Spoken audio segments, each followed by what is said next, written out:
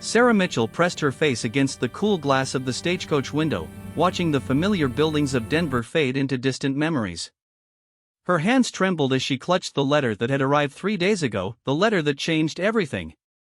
The elegant script belonged to her late father's business partner, Mr. Harrison Webb, informing her that due to unpaid debts, she was now legally bound to work off her family's financial obligations at his ranch in the Colorado Territory. "It's not slavery," she whispered to herself, repeating Webb's words from their brief meeting. "It's honest work to settle honest debts." But the way his cold gray eyes had studied her, like a man evaluating livestock, made her stomach turn with dread. The stagecoach hit another bump, and Sarah's traveling companion, an elderly woman named Mrs. Garrett, reached over to steady her. "First time heading west, dear?" Sarah nodded, unable to trust her voice. She couldn't tell this kind stranger that she wasn't traveling by choice, that Mr. Webb had made it clear refusal wasn't an option. Her father's gambling debts had consumed everything, including the small boarding house that had been their only source of income after her mother's death. "The frontier can be harsh," Mrs. Garrett continued, "but it's also where people find out what they're truly made of. Sometimes what looks like the end is really just the beginning." As the day wore on, the landscape grew more rugged. Rolling hills gave way to steep mountains, and civilization became nothing more than occasional trading posts and isolated homesteads. Sarah watched a hawk circle overhead, envying its freedom. At least it could choose its own direction. The sun was beginning to set when the driver called out that they were approaching Copper Creek Station, where Sarah would meet her escort to Webb's ranch. Her heart hammered against her ribs as the stagecoach slowed to a stop. Through the window, she could see a small wooden building with a covered porch, where several men stood waiting. One man stepped forward as the driver climbed down. He was tall and broad-shouldered, with dark hair that touched his collar and eyes the color of storm clouds. Unlike the others, he wore simple work clothes rather than fancy town attire, and his hat was dusty from travel.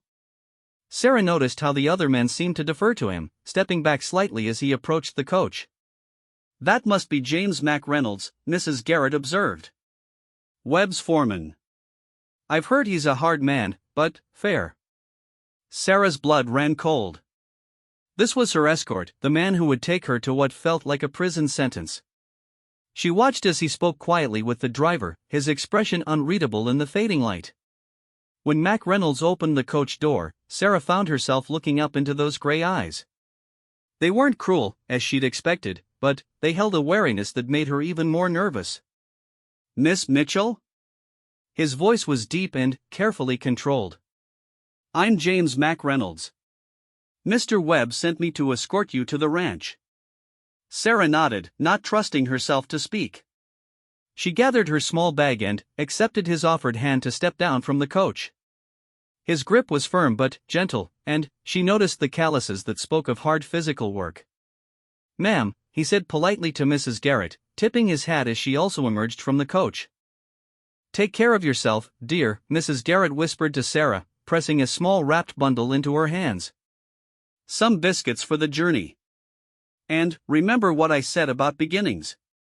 As the stagecoach pulled away, Sarah felt utterly alone. McReynolds gestured toward 2 horses tied at the hitching post, one a gentle-looking mare, the other a powerful stallion that looked as formidable as its owner. "Can you ride?" he asked. "Yes," Sarah replied quietly. Her father had taught her during better times, though it had been years since she'd been on a horse. McReynolds helped her mount the mare, adjusting the stirrups without being asked. His movements were efficient but not rough, and Sarah found herself studying his face for clues about her fate. She'd expected someone cruel, maybe even dangerous, but he seemed more like a man carrying a heavy burden. "It's about 2 hours to the ranch," he said, mounting his own horse with fluid ease. "We'll take it slow, but we need to reach the ranch before full dark. There are mountain lions in these parts." They rode in silence for the first hour, following a well-worn trail that wound between towering pines and rocky outcroppings. Sarah tried to memorize landmarks, though she wasn't sure why. Where would she run to in this wilderness?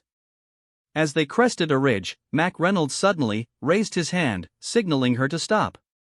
In the distance, Sarah could hear voices, rough, angry voices that made her horse dance nervously beneath her. "Stay here," Mac Reynolds commanded, his hand moving to the gun at his hip. "Don't move until I come back."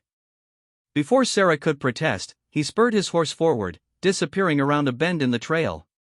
The voices grew louder, and she heard what sounded like a struggle. Her heart raced as she strained to listen, torn between obeying his instruction and her natural curiosity. A gunshot echoed through the valley, followed by another. Sarah's mare shied, and it took all her skill to stay in the saddle. Then, silence fell, broken only by the wind in the trees. Minutes passed like hours before Mac Reynolds reappeared, leading a third horse with an injured man slumped in the saddle. Blood stained the man's shirt, and his face was pale with pain. "Road agents," Mac Reynolds explained tersely. "This fellow was traveling alone when they jumped him. The others ran off when they heard us coming." Sarah stared at the wounded stranger, realizing that if Mac Reynolds hadn't been there, she might have ridden straight into the same trap. "Is he badly hurt?" "Bad enough. We need to get him to the ranch where Maria can tend to him properly." Mac Reynolds' expression was grim. "This changes things. We'll have to push harder to make it before dark." As they resumed their journey at a faster pace, Sarah found herself stealing glances at her escort. He'd risked his own safety to help a stranger, and his concern for the injured man seemed genuine. It wasn't what she'd expected from someone in Webb's employ. The trail became steeper as they climbed higher into the mountains. Sarah's muscles ached from the unaccustomed exertion, but she bit back any complaints. The wounded man was clearly suffering far more than she was. "Almost there," Mac Reynolds said, noticing her discomfort. "Just over this next rise." When they finally crested the hill, Sarah gasped at the view spread out before them.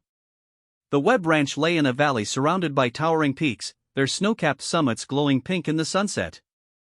The main house was larger than she'd expected, a sprawling log structure with a wide porch and stone chimneys. Outbuildings dotted the landscape, and she could see cattle grazing in distant pastures. "It's beautiful," she breathed, forgetting for a moment why she was here. "Webb built it well," Mac Reynolds agreed. "Whatever else you might think of the man, he knows how to create something lasting." There was something in his tone that made Sarah look at him sharply, but his face revealed nothing. As they rode into the ranch yard, several people emerged from the buildings. A small, dark-haired woman hurried toward them, calling out in Spanish when she saw the injured man. Two ranch hands appeared to help get the stranger down from his horse. "Maria," Mac Reynolds addressed the woman, "this is Miss Mitchell. She'll be staying in the small cabin by the creek, like we discussed." Maria nodded, giving Sarah a quick but not unfriendly assessment. "See, James. I have everything ready." Her accent was thick, but her English was clear. As they helped the wounded man toward the house, Sarah remained mounted, uncertain what to do. Mac Reynolds returned to her side, his expression gentler than before. "Come," he said. "Let's get you settled. It's been a long day." He led her to a small but well-built cabin nestled among aspens near a babbling creek. Smoke rose from the chimney, and warm light glowed in the windows. It wasn't the prison cell she'd imagined. "Maria prepared some food for you," Mac Reynolds said as he helped her down from her horse. "Tomorrow, Mr. Webb will want to speak with you about your duties. But, for tonight, just rest." Sarah stood by the cabin door, clutching Mrs. Garrett's bundle of biscuits. "Why are you being kind to me?" she asked suddenly. Mac Reynolds paused in the act of unsaddling her horse. For a long moment, he didn't answer. When he finally spoke, his voice was quiet. "Because everyone deserves kindness, Miss Mitchell. Especially when they're far from home and frightened." He finished with the horse and turned to face her. "Whatever brought you here, whatever debts you think you owe, just remember that a person's worth isn't measured by their circumstances." Before Sarah could respond, he touched his hat and walked away, leading both horses toward the barn. She watched him go, more confused than ever. This wasn't the harsh overseer she'd expected. This was a man with depths she couldn't fathom. Inside the cabin, Sarah found a cozy space with a stone fireplace, a comfortable bed, and a small table set with simple but hearty food. Fresh flowers sat in a jar by the window, a feminine touch that spoke of Maria's thoughtfulness. As she ate, Sarah replayed the day's events. The road agents, Mac Reynolds' quick action to help the stranger, his unexpected kindness to her, none of it fit with what she'd expected from this place. Maybe Mrs. Garrett had been right about beginnings. Outside, she could hear the sounds of the ranch settling for the night, cattle lowing in the distance, horses nickering in the barn, men calling goodnight to each other. It was peaceful, almost welcoming. But Sarah knew better than to let her guard down. Tomorrow would bring Mr. Webb and whatever plans he had for her. She'd learned the hard way that appearances could be deceiving, and kindness often came with a price. As she prepared for bed, Sarah caught sight of herself in the small mirror above the washstand. She looked pale and tired, but there was something else in her eyes, a spark of determination that surprised her. Maybe the journey west had already begun to change her, just as Mrs. Garrett had predicted. The last thing she saw before sleep took her was Mac Reynolds walking past her window, making his evening rounds. He paused briefly, as if to ensure she was safely settled, then continued on his way. For the first time in days, Sarah felt a tiny flicker of hope. Whatever tomorrow brought, she wouldn't face it entirely alone. And, somehow, that made all the difference. The sound of roosters crowing pulled Sarah from a restless sleep filled with dreams of her father's disappointed face and Webb's calculating gray eyes. Sunlight streamed through the cabin's single window, and she could hear the ranch coming to life outside, men calling to each other, horses stamping in their stalls, and the rhythmic sound of someone chopping wood. A gentle knock at her door interrupted her thoughts. "Miss Mitchell?" It was Maria's voice. "Mr. Webb wishes to see you in 1 hour. I brought you some fresh clothes." Sarah opened the door to find the Mexican woman holding a simple but clean dress and apron. Maria's dark eyes were sympathetic but guarded, as if she'd learned not to get too involved in whatever business brought young women to the ranch. "Thank you," Sarah said, accepting the clothes. "How is the injured man from yesterday?" "He will live. James got him here in time." Maria paused, studying Sarah's face. "You are not what I expected." "What did you expect?" "Someone harder. Someone who chose to come here." Maria's expression softened slightly. "Be careful today, Nina. Mr. Webb is not a patient man, and he has plans that may not include your comfort." After Maria left, Sarah washed in the basin of water that had been provided and changed into the new clothes. The dress fit reasonably well, though it was clearly designed for work rather than fashion. As she braided her long brown hair, she tried to prepare herself mentally for whatever Webb had in store for her. Through the window, she could see Mac Reynolds near the barn, talking with several ranch hands. Even from a distance, she could tell by their posture that they respected him. He gestured as he spoke, and the men nodded attentively before dispersing to their various tasks. A sharp rap at her door announced Webb's arrival. Sarah's stomach clenched as she opened it to find the man who now controlled her fate. In daylight, Harrison Webb looked even more intimidating than he had in Denver. He was well dressed in a dark suit that seemed out of place on a working ranch, and his pale eyes missed nothing as they swept over her appearance. "Miss Mitchell. I trust you slept well." His tone was polite but cold. "Yes, thank you." "Good. We have much to discuss." He stepped into the cabin without invitation, making the small space feel oppressive. "I've given considerable thought to how you might best work off your father's debts. The amount is substantial, nearly $3,000 when interest is included." Sarah's heart sank. $3,000 was more money than she'd ever seen at one time.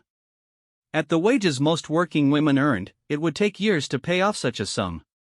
"I see the mathematics concern you," Webb continued, seeming pleased by her reaction. "Indeed, it would take quite some time to settle such a debt through ordinary labor. However, I have a proposal that could significantly reduce your obligation." He moved to the window, gazing out at the ranch with the satisfaction of a man surveying his domain. "I am a widower, Miss Mitchell, and a man of advancing years. This ranch requires a woman's touch, someone to manage the household, oversee the domestic staff, and serve as hostess when I entertain business associates." Sarah felt a chill that had nothing to do with the morning air. You want me to be your housekeeper?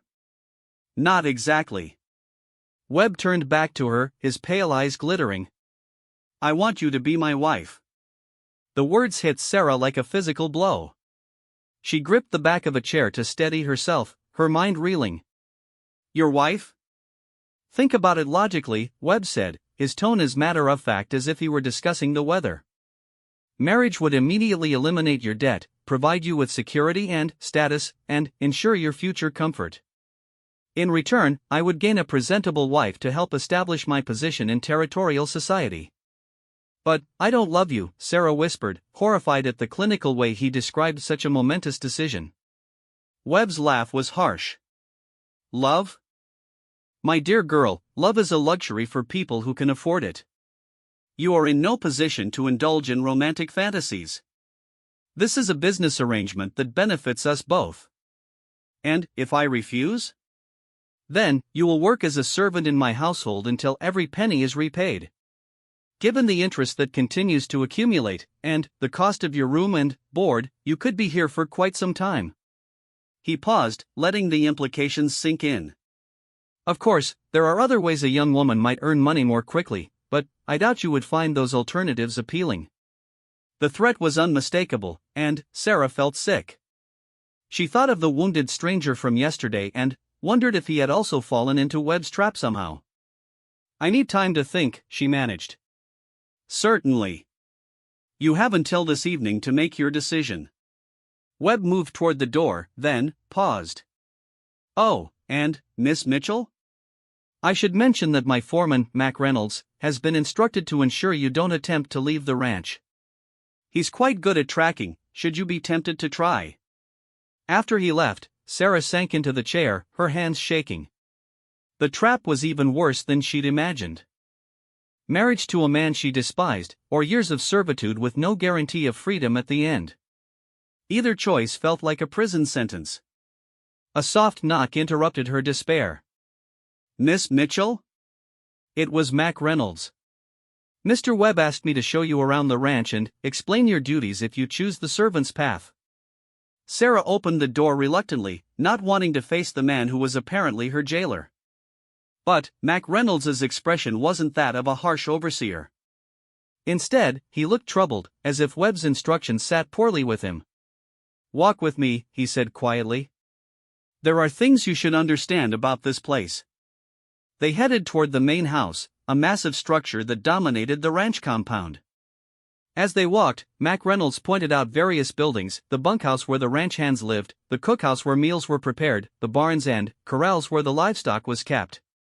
How long have you worked here? Sarah asked, trying to gauge his loyalty to Webb. 3 years, he replied. I came here after. He paused, his jaw tightening. After I needed a job badly enough to take one without asking too many questions. Something in his tone suggested there was more to that story. They continued in silence until they reached the main house's kitchen, where Maria was preparing the noon meal. Maria runs the domestic staff, Mac Reynolds explained. If you choose to work rather than. He didn't finish the sentence, but Sarah understood. Is that what most women choose when they end up here? Mac Reynolds stopped walking and looked at her directly. You're not the first young woman whose family debts have brought her to Webb's attention. Most choose marriage. It seems like the easier path. And, are they happy? I wouldn't know. They tend to disappear after a while. Webb says they go back east to visit family, but... He shrugged, but his expression was grim. Sarah felt a new chill of fear. What are you trying to tell me? Before Mac Reynolds could answer, Webb's voice rang out from the house. Mac Reynolds. Bring Miss Mitchell inside. I want her to see what could be hers. The interior of the main house was impressive, expensive furniture, fine rugs, and artwork that must have cost a fortune to transport to this remote location. Webb led them through rooms designed to display wealth and power, each more elaborate than the last. The master bedroom, Webb announced, opening the door to a large chamber dominated by an ornate bed. Where my future wife will preside over our domain. Sarah looked away from the bed, unable to stomach the implication. Through the window, she could see ranch hands working with horses in the corral, their movements efficient and purposeful. It looked like honest work, so different from the poisonous atmosphere inside this house. And this, Webb continued, leading them to another room, will be the nursery. I expect to have heirs, naturally. The casual assumption that she would bear his children made Sarah's stomach turn. She caught Mac Reynolds watching her with an unreadable expression, but he said nothing. As they continued the tour, Sarah began to notice other details that troubled her. Expensive items that seemed oddly out of place, silver candlesticks that looked like they belonged in a church, paintings with small brass plates indicating they had once hung in Denver's finest homes, jewelry displayed in glass cases as if in a museum. You have quite a collection, she observed carefully. I'm a man of refined tastes, Webb replied. I appreciate beautiful things, and I acquire them when the opportunity arises. Something about the way he said it made Sarah's skin crawl. She glanced at Mac Reynolds and saw her own suspicions reflected in his eyes. After the tour, Webb dismissed Mac Reynolds and led Sarah to his study, a room lined with books and dominated by a massive desk. Maps covered one wall, showing the various properties and business interests that comprised his empire. Impressive, isn't it? Webb asked, settling behind his desk. All of this could be yours with a simple yes. You would want for nothing, Miss Mitchell. Clothes, jewelry, servants to attend your every need. And all I have to do is marry a man I don't love and bear children for him? Such melodrama, Webb said dismissively. You'll find that affection can grow over time, particularly when it's supported by mutual benefit. I've found that most women adapt quite readily to comfort and security. Sarah thought of the previous women who had made this choice and wondered where they had really gone. What happened to your first wife? Webb's expression hardened slightly. She died. A tragic accident involving a fall from a horse. These mountains can be quite dangerous for those unfamiliar with them. The warning was clear, but Sarah pressed on. Were there others? Between your first wife and now? You ask too many questions, Miss Mitchell. It's not an attractive quality in a woman. Webb stood, signaling the end of their conversation. I expect your answer by sunset. Choose wisely, your future depends on it. As Sarah left the main house, her mind was racing. Everything about Webb felt wrong, his cold manner, the suspicious collection of valuable items, the veiled threats about what happened to women who crossed him. But what choice did she have? She found Mac Reynolds waiting by the front steps, apparently checking the hooves of a horse that showed no signs of lameness. When he saw her approach, he straightened. Walk with me to the creek, he said quietly. Away from the house. They strolled in silence until they reached the small stream that babbled past Sarah's cabin. Only when they were well out of earshot did Mac Reynolds speak. What you're thinking about, Webb, you're right to be suspicious, he said without preamble. Sarah's heart began to pound. What do you mean? I mean that man is not what he claims to be. Those valuable items you noticed in the house? Half of them were reported stolen from homes and businesses in Denver over the past few years. The jewelry, the paintings, even some of the furniture. You think he's a thief? I think he's worse than a thief. I think he's a man who destroys lives for profit, then covers his tracks very carefully. Mac Reynolds picked up a smooth stone and skipped it across the water. The question is, what are we going to do about it?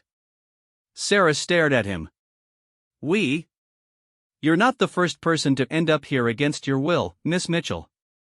But you might be the first with the courage to help me prove what Webb really is. He turned to face her fully. If you're willing to take the risk. For the first time since arriving at the ranch, Sarah felt something other than fear and despair. She felt a spark of hope and the beginning of a plan. Sarah's heart raced as she stared at Mac Reynolds by the creek. The rushing water seemed to mirror her tumultuous thoughts as she processed his revelation about Webb's criminal activities. How do you know all this about the stolen items? She asked, her voice barely above a whisper. Mac Reynolds was quiet for a long moment, his gray eyes fixed on the distant mountains. When he finally spoke, his voice carried the weight of old pain. Because 3 years ago, Harrison Webb destroyed my life, and I've been gathering evidence ever since. What did he do to you? My family owned a freight business in Denver. We weren't wealthy, but we were honest and hardworking. Webb needed our routes for his schemes, so he offered to buy us out. When my father refused, Webb arranged for our wagons to be robbed repeatedly. He bribed officials to fine us for imaginary violations. He spread rumors about our reliability until customers stopped using our services. Sarah could see the anger and grief in Mac Reynolds' expression as he continued. My father died of a heart attack brought on by the stress. My mother died of pneumonia the following winter because we couldn't afford proper medicine. By then, our business was ruined, and we'd lost everything. But you work for him now, Sarah said, confused. Why? Because it's the only way I can get close enough to gather proof of his crimes. I've been documenting everything: his connections to the stolen goods, his corrupt business practices, his threats against people who cross him. Mac Reynolds picked up another stone, gripping it tightly. But I need help. Someone on the inside who can access places I cannot. Sarah understood immediately. You want me to spy on him? I want you to help me bring him to justice. Not just for my family, but for all the lives he's destroyed. Mac Reynolds turned to face her fully. Those previous wives he mentioned? The ones who supposedly went back east? I have reason to believe they're buried somewhere on this ranch. The words sent a chill down Sarah's spine. You think he murdered them? I think Webb is a man who eliminates problems permanently. When his wives became inconvenient or learned too much, they had accidents. Like his first wife's convenient fall from a horse. Sarah thought of Webb's cold eyes and calculating manner. It wasn't hard to imagine him as a killer. What kind of help do you need from me? His study contains documents that could prove his involvement in the thefts and his connections to corrupt officials. There's also a safe behind the painting of the mountain landscape. If we could get access to what's inside. He expects an answer by sunset, Sarah said, her mind racing. If I refuse his marriage proposal, I'll be little more than a servant. I won't have access to his private areas. Then, you'll have to accept, Mac Reynolds said grimly. Sarah's stomach lurched. You want me to marry that monster? I want you to agree to the engagement, which will give you access to the entire house. But the wedding doesn't have to happen. Mac Reynolds' expression was intense. If we can gather enough evidence in the next few weeks, we can bring in federal marshals. Webb will be arrested, and you'll be free. And if we can't gather enough evidence? Mac Reynolds was silent for a moment. Then, we'll find another way. I won't let you sacrifice yourself for my quest for justice. Despite her fear, Sarah found herself believing him. There was something in his eyes that spoke of integrity and determination. Why should I trust you? How do I know you're telling the truth about any of this? Because Mac Reynolds reached into his jacket and pulled out a worn photograph. This is what Webb's justice looks like. The photograph showed a modest storefront with Mac Reynolds Freight Company painted on the window. In front of the building stood a middle-aged couple, the man tall and proud, the woman small and smiling. Between them was a younger version of James Mac Reynolds, his arm around both parents. They were good people, he said quietly. They deserved better than to die because a criminal wanted their business routes. Sarah studied the photograph, seeing the pain in Mac Reynolds' face as he looked at his lost family. Her own father hadn't been perfect, his gambling had ultimately led to their ruin, but she understood the desire for justice. What exactly would you need me to do? Search his study when you have the chance.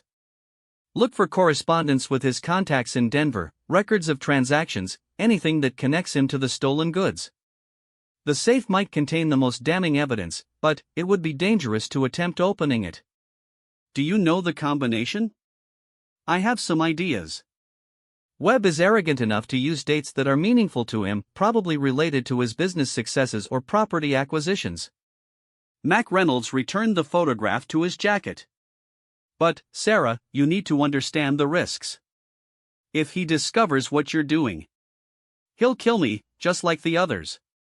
Yes. And I couldn't live with that on my conscience. Sarah looked out over the ranch, seeing it now not as a prison but as a criminal stronghold filled with stolen goods and dark secrets.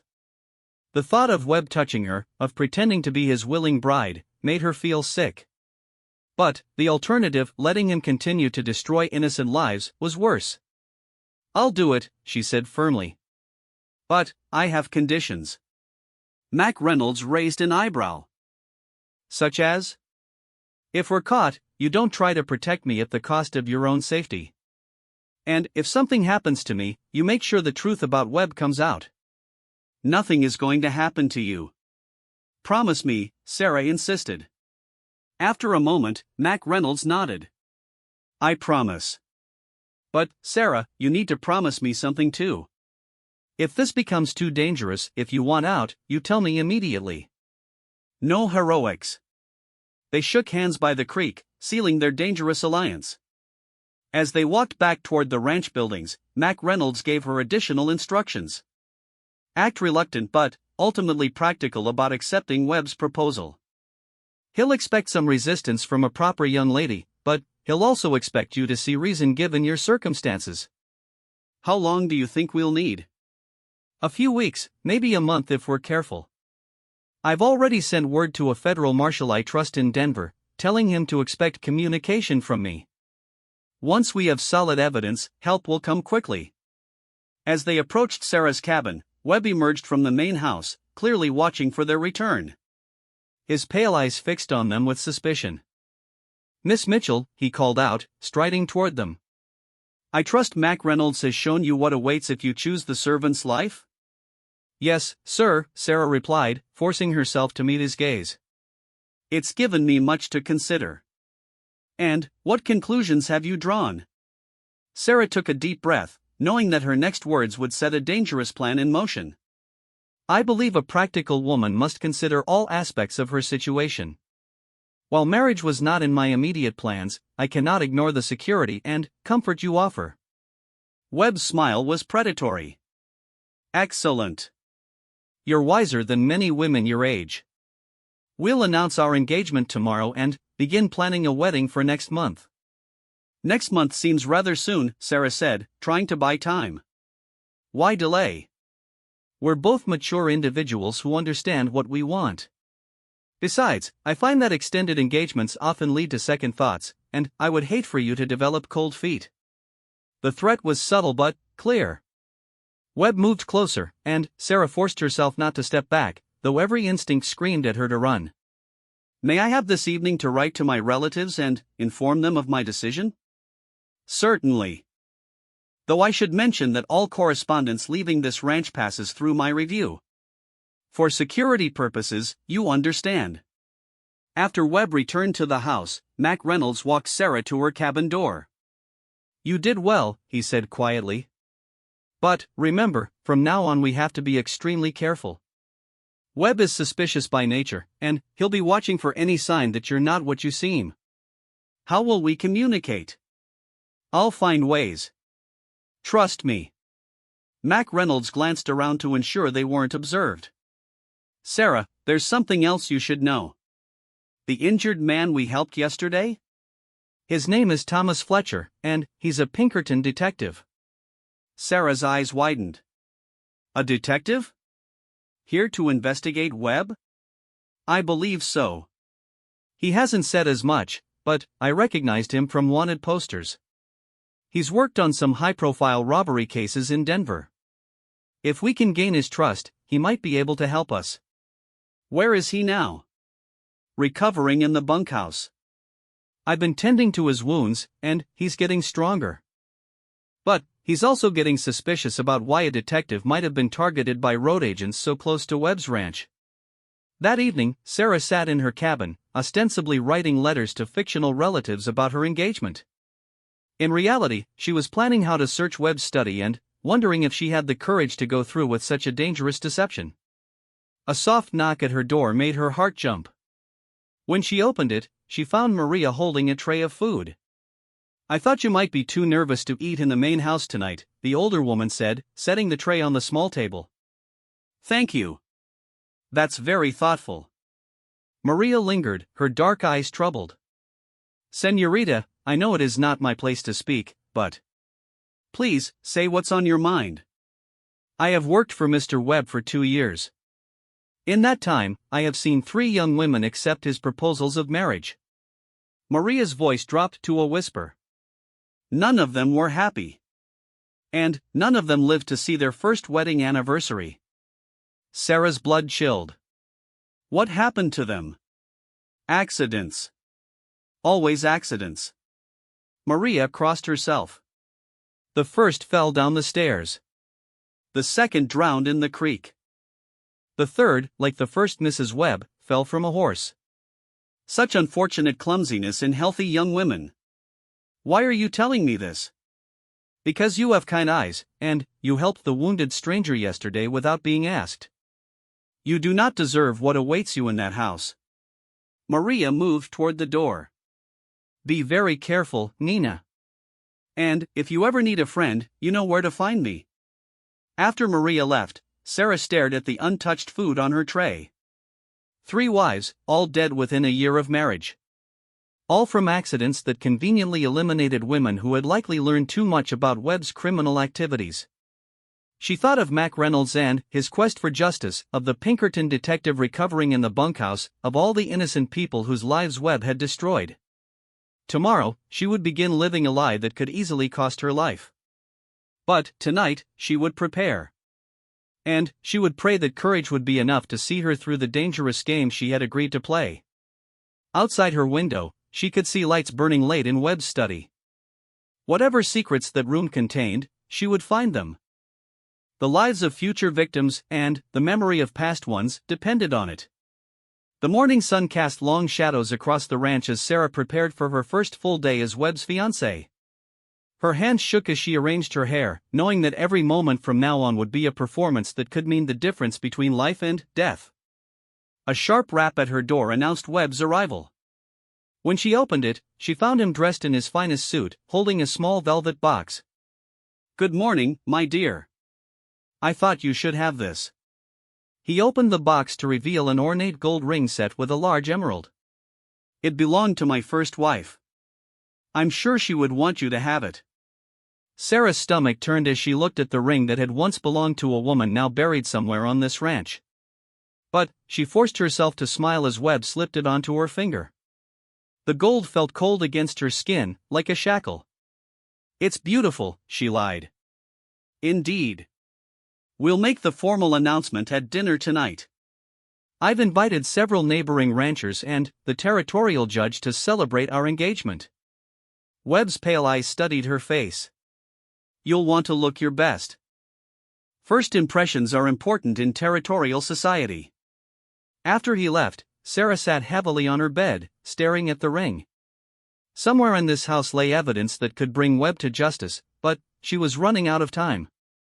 The detective Thomas Fletcher was recovering, but he hadn't revealed his true purpose yet. And Mac Reynolds, despite his promise to help, could only do so much without risking his own cover. A soft knock interrupted her thoughts. Come in. To her surprise, it was the injured detective, Thomas Fletcher. He was pale and moved carefully, but his eyes were alert and intelligent. Miss Mitchell? I wanted to thank you for your kindness yesterday. How are you feeling? Better, thanks to Maria's nursing and Mac Reynolds' quick action. Fletcher stepped into the cabin, glancing around carefully. I also wanted to congratulate you on your engagement. Word travels fast in a place like this. Sarah studied his face, wondering how much he truly knew. Thank you.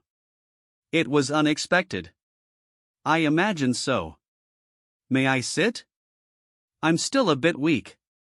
Sarah gestured to the chair by the table. As Fletcher settled himself, she noticed how his eyes catalogued every detail of the room, the unconscious habits of a trained investigator. I understand you're from Denver, he said conversationally. Yes. And you? I travel quite a bit for business. Import and export, mostly. Though I have to say, this area seems remarkably prosperous for being so remote. Sarah sensed he was leading somewhere. Mr. Webb has done well for himself. Indeed. I couldn't help but notice some very fine pieces in his home when they were treating my wounds. Art, jewelry, silverware, the kind of items you'd expect to see in the finest Denver homes. Their eyes met, and Sarah realized Fletcher was testing her, trying to determine what she knew about Webb's activities. Mr. Webb has refined tastes, she said carefully. Fletcher nodded slowly. I'm sure he does. Tell me, Miss Mitchell, are you happy here? The question was so direct it caught Sarah off guard. She opened her mouth to give a diplomatic answer, then noticed something in Fletcher's expression that made her pause. There was understanding there, and sympathy. I'm not sure happiness is relevant to my situation, she said finally. I see. Fletcher stood carefully, wincing slightly. Well, I should let you prepare for your engagement dinner. But, Miss Mitchell, if you ever need to talk to someone who understands difficult situations, I'm staying in the bunkhouse until I'm strong enough to travel. After he left, Sarah sat in stunned silence. Fletcher knew something was wrong, but how much could she trust him? Mac Reynolds seemed certain the man was a Pinkerton detective, but what if he was wrong? What if Fletcher was actually one of Webb's associates, testing her loyalty? The sound of approaching hoofbeats interrupted her worried thoughts. Through her window, she could see several riders approaching the main house, the guests Webb had invited to celebrate their engagement. As the day progressed, Sarah found herself moved into the main house to prepare for the evening's festivities. Maria helped her dress in an elegant gown that Webb had provided, though the older woman's expression remained troubled. You look beautiful, Señorita, Maria said, arranging Sarah's hair. But, remember what I told you. Be very careful. The engagement dinner was held in Webb's impressive dining room, with crystal glasses reflecting the light of expensive chandeliers. Sarah found herself seated at Webb's right hand, playing the role of the happy bride-to-be as he introduced her to his guests. Judge Harrison was a portly man with shrewd eyes who seemed genuinely pleased by the match. Webb, you've done well for yourself. Miss Mitchell is a lovely addition to our territorial society. Thank you, Your Honor. Sarah brings both beauty and refinement to our little community. As the evening progressed, Sarah listened carefully to the conversations around the table. These men spoke freely about territorial politics, land acquisitions, and business dealings. Several mentioned recent problems with road agents and theft, not knowing they were dining with the man likely responsible for their troubles. We need more law enforcement in these parts, complained a rancher named Morrison. Lost a valuable shipment just last week to thieves who seemed to know exactly when and where to strike. Webb made sympathetic noises while sipping his wine. Indeed, the criminal element seems remarkably well informed about our business activities. Sarah caught the subtle irony in his tone and wondered if his guests did as well. Throughout the meal, she played her part perfectly, smiling at Webb's attentions and accepting congratulations gracefully. But, all the while, her eyes were cataloging the layout of the house and noting which rooms might contain the evidence Mac Reynolds needed. After dinner, while the men retired to Webb's study for cigars and brandy, the few women present gathered in the parlor. Sarah used this opportunity to excuse herself briefly, claiming she needed to freshen up. Instead of heading to the powder room, she slipped down a hallway she hadn't seen during her initial tour. The house was larger than she'd realized, with several wings and numerous rooms. As she explored quietly, she discovered what appeared to be a storage area filled with carefully packed crates. Her heart raced as she peered into an open crate and saw fine china wrapped in newspaper. The newspaper was from Denver, and the headline made her blood run cold: "Prominent family robbed of heirloom jewelry." Find something interesting? Sarah spun around to find Webb standing in the doorway, his pale eyes cold with suspicion. Her heart hammered, but she forced herself to remain calm. I was looking for the powder room and got lost. This house is much larger than it appears. Webb moved closer, and Sarah could smell alcohol on his breath. You seem remarkably curious about my household arrangements, my dear. I'm sorry if I intruded. I was just admiring your collections. Were you indeed? Webb's hand shot out, gripping her arm tightly. Let me make something very clear, Sarah. A wise wife doesn't ask questions about her husband's business affairs. She focuses on her domestic duties and leaves complex matters to the men. His grip tightened, and Sarah knew she would have bruises tomorrow. I understand. I hope you do. Webb released her arm but didn't step back. Because curiosity can be a dangerous trait in a woman. My previous wives learned that lesson eventually. The threat was unmistakable. Sarah nodded meekly, though inside she was seething. Of course. I'm still adjusting to my new circumstances. See that you adjust quickly. Now, shall we return to our guests? They'll be wondering where their hostess has gone. As they walked back toward the parlor, Sarah's mind raced. She'd found evidence of Webb's criminal activities, but she'd also revealed her own suspicions. From now on, he would be watching her even more carefully. The rest of the evening passed in a blur of polite conversation and forced smiles. When the guests finally departed, Webb escorted Sarah to the door of her cabin with a possessiveness that made her skin crawl. Sleep well, my dear. Tomorrow we'll begin planning our wedding in earnest. I'm thinking a small ceremony in 2 weeks rather than waiting a full month. 2 weeks? Sarah couldn't hide her shock. Why delay happiness? Besides, I find that anticipation can be taxing on a man's patience. His pale eyes glittered in the moonlight. Good night, my bride-to-be. After he left, Sarah sank onto her bed, overwhelmed by the magnitude of her situation. 2 weeks to gather evidence, expose Webb's crimes, and somehow escape with her life. It seemed impossible. A soft tap at her window made her freeze. She approached carefully and saw Mac Reynolds in the shadows outside. Don't light a lamp, he whispered as she opened the window. Webb posted guards around the house tonight. He's suspicious. He caught me exploring, Sarah whispered back. I found a storage room full of stolen goods, but he knows I was somewhere I shouldn't have been. Mac Reynolds cursed quietly. Did he threaten you? Yes. And he's moved the wedding up to 2 weeks from now. Then, we need to act faster. Fletcher approached me today. He's definitely a Pinkerton detective, and he knows Webb is involved in the Denver thefts. But he needs hard evidence to make an arrest. What about the safe in Webb's study? Too dangerous now that he's watching you. But there might be another way.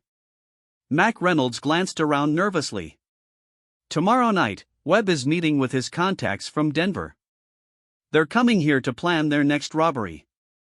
If we can witness that meeting. How do we get close enough without being seen?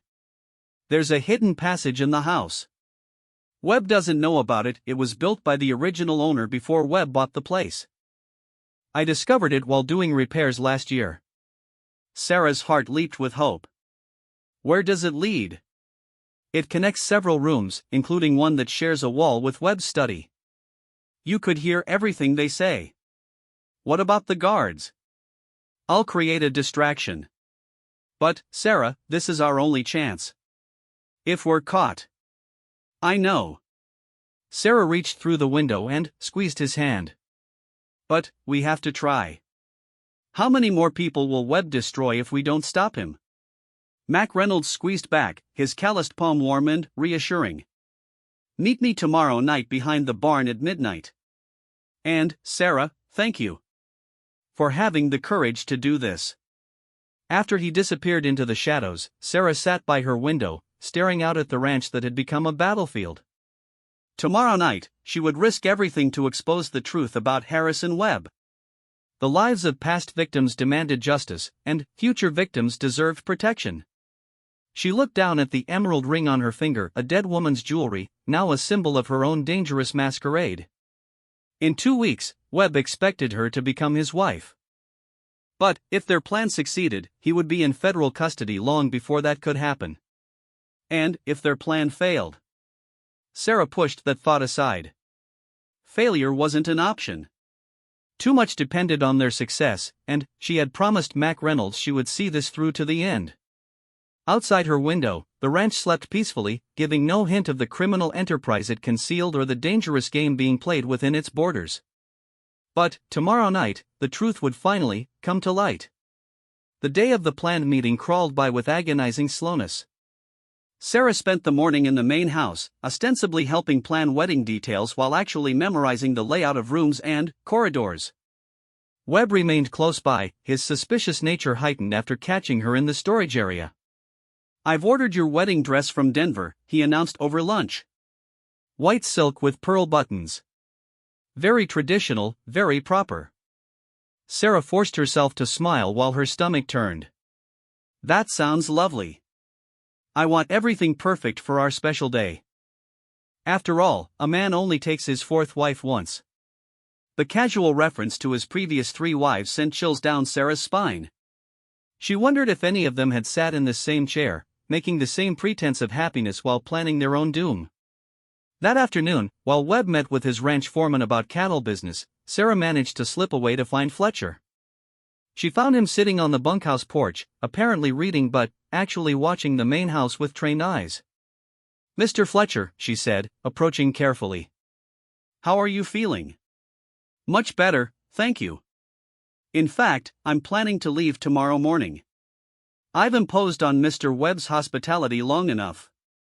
Sarah sat beside him on the wooden bench, choosing her words carefully. "Before you go, could I ask you something?" Fletcher's eyes met hers, and she saw understanding there. "Of course. If someone knew about criminal activities but couldn't prove them, what would you advise?" "I'd say that person should be very careful about making accusations without solid evidence. But I'd also say that sometimes good people have to take risks to protect others." Fletcher closed his book and looked directly at her. "Hypothetically speaking, of course." Sarah nodded. "Hypothetically. And if someone were planning to gather such evidence tonight? Then, I'd hope they had reliable backup. Criminal enterprises can be dangerous to investigate alone." Fletcher paused meaningfully. "I'll be taking a walk around the ranch tonight. Clearing my head before tomorrow's journey. Around midnight, perhaps." Sarah understood. Fletcher would be nearby if they needed help, though he couldn't act officially without proper evidence. As evening approached, Sarah's nerves grew taut. She dressed for dinner carefully, knowing this might be her last meal as Webb's supposed fiancé. If tonight went wrong, she might not live to see another sunrise. During dinner, Webb seemed unusually talkative, regaling her with stories of his business successes. But Sarah noticed his frequent glances at the window and the way he checked his pocket watch repeatedly. "You seem distracted tonight," she observed. "Just some business matters to attend to later." "Nothing that need concern you, my dear." Webb's smile was cold. "In fact, I think you should retire early tonight. Get your rest for tomorrow's wedding preparations." Sarah's heart sank. Was he planning to confine her to her cabin to keep her away from whatever was happening tonight? "Of course. I am feeling rather tired." Webb personally escorted her to her cabin, his hand possessive on her arm. "Sleep well, Sarah. Tomorrow begins our new life together." After he left, Sarah heard the unmistakable sound of a key turning in the lock. She was trapped, at least temporarily. But Mac Reynolds had anticipated this possibility and had shown her an alternative route during their planning. At 15 minutes before midnight, Sarah carefully opened her window and climbed out into the cool night air. She made her way through the shadows toward the barn, avoiding the guards Webb had posted around the main house. Mac Reynolds was waiting as promised, his face grim in the moonlight. His men from Denver arrived an hour ago. 3 of them, all armed and dangerous looking. They're in his study now, planning something big. "How do we get to the hidden passage?" "Follow me. And stay low." They crept through the darkness toward the main house. The building was well lit, and Sarah could see shadows moving behind the heavy curtains of Webb's study. Voices carried on the night air, but they were too distant to understand. Mac Reynolds led her to a cellar entrance at the back of the house. The door was unlocked, and they slipped inside quietly. By the light of a carefully shielded lantern, he showed her a narrow passage hidden behind what looked like a solid wall. "This leads to a space between the walls," he whispered. The opening on the study side is behind a bookcase. You'll be able to hear everything, but you must be absolutely silent. Sarah nodded, her heart pounding as she squeezed into the narrow passage. The space was cramped and dusty, but it led exactly where Mac Reynolds had promised. Soon she could hear Webb's voice clearly through the thin wall. The bank in Central City holds their biggest deposits every third Friday, Webb was saying. Security is minimal because they think the location is too remote for serious criminals to bother with. How much are we talking about? Asked another voice with a rough Denver accent. Between $50,000 and $70,000. More than enough to make this worth our while. Sarah's blood chilled. They were planning to rob a bank, and, from the sound of it, people might be killed in the process. What about law enforcement? Asked a third voice. The local sheriff is elderly and incompetent. The nearest federal marshal is 2 days' ride away. By the time anyone responds, we'll be long gone. And the inside information? Asked the Denver voice. My contact at the bank provides the schedule and security details. He gets 10%, as usual. Sarah pressed closer to the wall, straining to hear every word. This was exactly the kind of evidence Fletcher needed to make arrests and shut down Webb's criminal operation. When do we move? Webb asked. This Friday. 3 days from now. My boys will hit the bank at opening time when there's only the clerk and maybe one guard. Clean and simple. Excellent. And after this job? We lay low for a while. Maybe head south to New Mexico territory until things cool down. Sarah realized with growing horror that Webb was planning to disappear after the bank robbery. That meant the wedding in 2 weeks was just a ruse to keep her compliant until he no longer needed the pretense. What about your domestic situation? Asked one of the men. Webb laughed coldly. Miss Mitchell?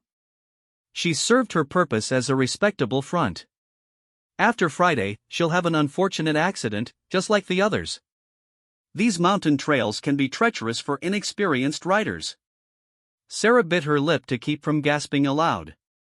Webb was planning to murder her as soon as the bank job was complete. You're a cold one, Webb, said the Denver voice with something like admiration. Sentiment is a luxury I can't afford. Dead women tell no tales, and I have no intention of being exposed by a guilty conscience.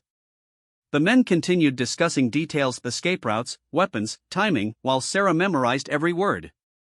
This was more than enough evidence to hang Webb and his associates, but she had to get the information to Fletcher and Mac Reynolds without being caught. As the meeting began to wind down, Sarah heard chairs scraping and footsteps moving toward the door. She began carefully making her way back through the passage, moving as quickly as she dared in the cramped space. She had almost reached the cellar entrance when disaster struck. Her foot caught on a loose board, and she stumbled, banging her elbow against the wall with a thud that seemed deafeningly loud in the confined space. Above her, the voices stopped abruptly. What was that? Asked one of Webb's associates. Probably mice, Webb replied, but his tone was suspicious. This old house is full of them. Sarah held her breath, not daring to move. After what felt like an eternity, the voices resumed, but she could tell Webb was on edge now.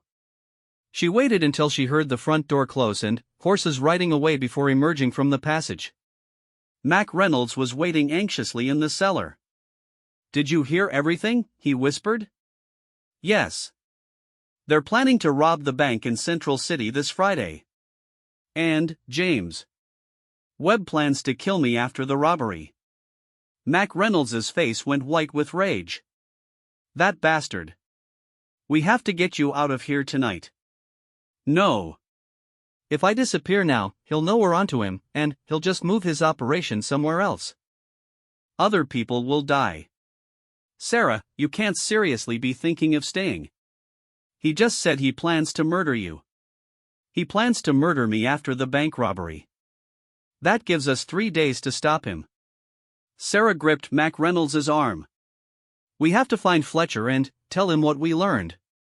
They slipped out of the cellar and made their way toward the bunkhouse, but before they could reach it, a figure stepped out of the shadows. Sarah's heart stopped, expecting to see Webb or one of his guards. Instead, it was Thomas Fletcher, gun drawn but pointed safely downward. "I heard horses leaving," he said quietly. "Learn anything interesting?" Sarah quickly related everything she'd overheard, watching Fletcher's expression grow grimmer with each detail. "Central City Bank," he muttered. "That's a federal institution. This gives me jurisdiction to make arrests." "What's the plan?" Mac Reynolds asked. "First, we get Miss Mitchell to safety. Then, I ride to Denver and bring back a team of marshals to arrest Webb and his associates." "That will take too long," Sarah protested. "He said they're moving this Friday. By the time you get back with help, they'll have robbed the bank and disappeared." Fletcher considered this. "Then, we'll have to stop them ourselves." "The three of us against Webb and his gang?" Mac Reynolds shook his head. "That's suicide. Not if we're smart about it." Fletcher's eyes were calculating. "Webb thinks his plan is secret. That gives us an advantage." Over the next hour, they developed their strategy. Fletcher would ride to the nearest telegraph station and wire the authorities in Central City to be prepared. Sarah would return to her cabin and maintain her pretense of being the obedient fiancé. Mac Reynolds would gather what loyal ranch hands he could trust to help when the time came. "What about Webb's men here on the ranch?" Sarah asked. "Most of them are just cowboys doing honest work," Mac Reynolds replied. "It's only his inner circle that's involved in the criminal activities. If we can expose Webb's true nature, the honest hands will turn against him." As they prepared to separate, Fletcher caught Sarah's arm gently. "Miss Mitchell, what you did tonight was incredibly brave. But, from now until this is over, you're in extreme danger. Webb is suspicious, and if he realizes you know about his plans." "I understand. But, I can't live with myself if I run away and let him hurt innocent people." Fletcher nodded with respect. "You're a remarkable woman. Your courage may save a lot of lives." As Sarah made her way back to her cabin, she reflected on how much had changed since her arrival at the ranch. She'd come here as a victim, forced into servitude by circumstances beyond her control. But now she was fighting back, using her intelligence and courage to bring a dangerous criminal to justice. The next 3 days would determine whether Webb's reign of terror ended or whether his victims list would continue to grow. Sarah thought of his previous wives, of Mac Reynolds' murdered parents, of all the innocent people who had suffered because of one man's greed. She slipped back through her cabin window just as the first pale light of dawn began to touch the mountains. In a few hours, Webb would expect her to resume playing the role of his devoted fiancé. But now she knew exactly what kind of monster she was dealing with, and she was ready to help bring him down.